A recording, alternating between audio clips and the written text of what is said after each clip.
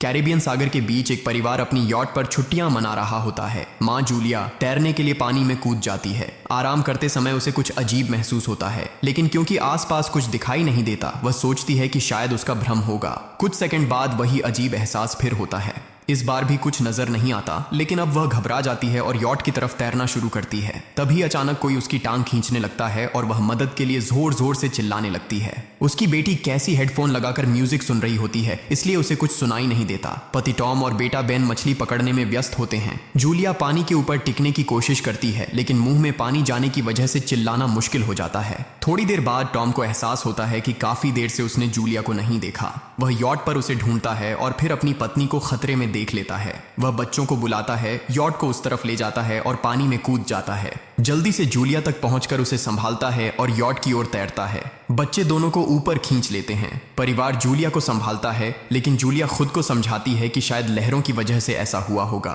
रात को सब मिलकर बेन का जन्मदिन मनाते हैं। कैसी को उसके बॉयफ्रेंड का कॉल आता है, तो वह लैपटॉप लेकर बाहर चली जाती है। वीडियो कॉल में उसका बॉयफ्रेंड दिखाता है कि शहर के ऊपर बड़े बड़े काले बादल छा गए हैं। कॉल ग्लिच होकर फ्रीज हो जाती है। कैसी यह बात परिवार को बताने आती है, लेकिन टॉम कहता है कि शायद जमीन से दूर होने की वजह से सिग्नल कमजोर है। तभी सबको एक आवाज सुनाई देती है। वे सब बाहर जाते हैं और देखते हैं कि व्हेल मछलियों का एक समूह गुजर रहा है। टॉम समझाता है कि व्हेल मछलियां हमेशा पृथ्वी के मैग्नेटिक फील्ड को फॉलो करती हैं, लेकिन जब तूफान आता है तो वे कंफ्यूज हो जाती हैं। अचानक यॉट जोर से हिलती है और बेन गिर जाता है। टॉम को चिंता होती है कि कहीं यॉट को नुकसान तो नहीं पहुंचा, इसलिए वह डाइव करके नीचे चेक करने चला जाता है। कुछ देर बाद वह सतह पर वापस आता है, लेकिन उसके कंधे पर एक बड़ा घाव होता है। जूलिया तुरंत उसका जख्म सीती है। टॉम बताता है कि पानी के अंदर उसे ऐसा लगा जैसे उसके पीछे कोई बहुत बड़ा जीव था, लेकिन जब उसने मुड़कर देखा तो प्रोपेलर से कट लग गया। वह कहता है कि जो भी चीज थी बहुत बड़ी थी। टॉम को यॉट पर काफी नुकसान दिखाई देता है, इसलिए उन्हें मदद बुलानी पड़ती है।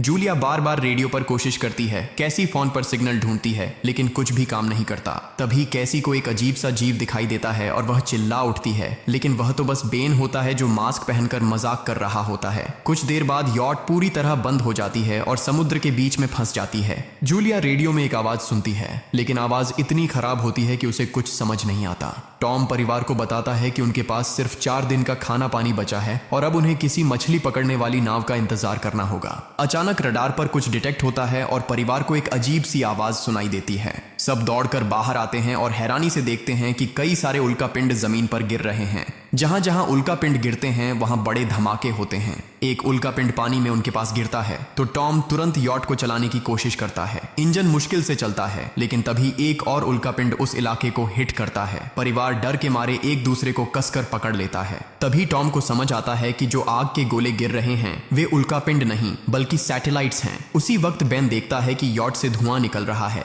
टॉम चेक करता है और कंफर्म होता है कि इंजन खराब हो गया है। हवा तेज होने लगती है तो फैमिली यॉट के अंदर छुप जाती है, बिना यह नोटिस किए कि कंपास बहुत तेजी से घूम रहा है। यॉट जोर जोर से हिलने लगती है। बेन फिर से गिर जाता है और इस बार उसे चोट भी लग जाती है। लहरें तेजी से यॉट से टकरा रही होती हैं। टॉम स्ट्रगल करके बाहर जाता है और लाइफ जैकेट्स लेकर आता है। तभी पावर चली जाती है। टॉम तुरंत पावर बॉक्स का बटन प्रेस करता है और लाइट वापस आ जाती है। उस वक्त बेन नोटिस करता है कि जूलिया की नाक से खून बह रहा है। जूलिया को चक्कर आने लगते हैं, जबकि कैसी सिंक पर जाकर उल्टी कर देती है। टॉम रेडियो ट्राई करता रहता है पर सिग्नल नहीं मिलता। अचानक एक तेज हाई पिच्ड नॉइज आती है और हवा और भी स्ट्रांग हो जाती है। जूलिया दरवाजे बंद करने की कोशिश करती है, पर एक हैच खुल जाता है और हवा खिड़कियां तोड़ने लगती है। टॉम एक फ्लेयर जलाता है और थोड़ी देर बाद अंधेरा छा जाता है। अगली सुबह फैमिली शॉक में उठती है कि वो स्टॉर्म से बच गए हैं, लेकिन यॉट आधी तबाह हो गई होती है। जब वो बाहर आते हैं तो देखते हैं कि समुद्र का पानी गायब हो गया है और यॉट अब जमीन पर अटकी है। सब ये देखकर शॉक में आ जाते हैं। कैसी सिग्नल चेक करती है पर नेटवर्क बिल्कुल डाउन होता है। बेन 2 मरे हुए केकड़ों से खेलने लगता है। टॉम कंपास चेक करता है और देखता है कि वो उल्टा हो गया है। यह आखिरी बार 7 लाख साल पहले हुआ था। कैसी को लगता है कि उसका बॉयफ्रेंड मर गया होगा और वो टूट जाती है।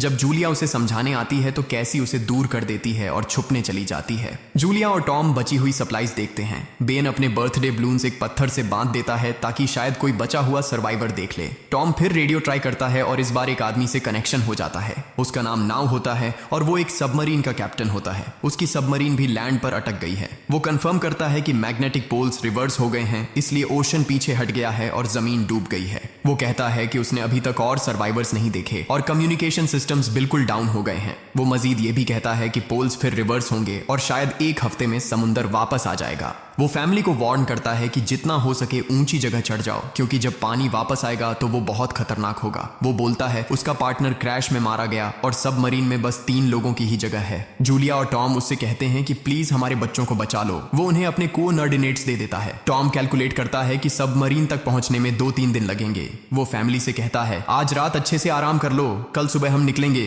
अगली सुबह फैमिली सामान पैक कर रही होती है, तभी टॉम को पास में कुछ हिलता हुआ दिखता है। वो एक लंगड़ा आदमी होता है जिसके हाथ में हार्पून होती है और साथ में एक कुत्ता लगातार भौंक रहा होता है। टॉम उसके पास जाता है